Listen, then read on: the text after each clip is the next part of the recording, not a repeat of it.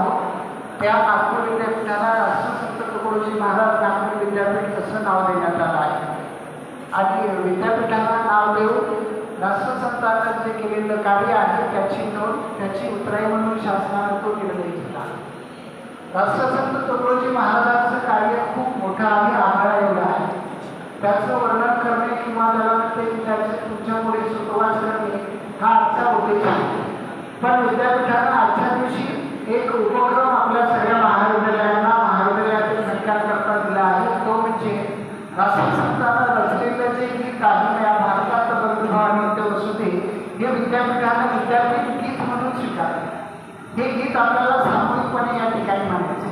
म्हणत असताना या बोर्डवर ते सुद्धा तुम्हाला ते सुद्धा दिसेल, या भारतात बंधुभाव नित्य वसुदे यांच्यासोबत आपल्याला सूर मिळून ते म्हणायचं आणि शेवटी ते संपल्यानंतर आपल्याला थांबायचं। ठीक आहे, सगळ्यांना कळलं? तिथे आपण सगळे स्टेजवरची मंडळी खाली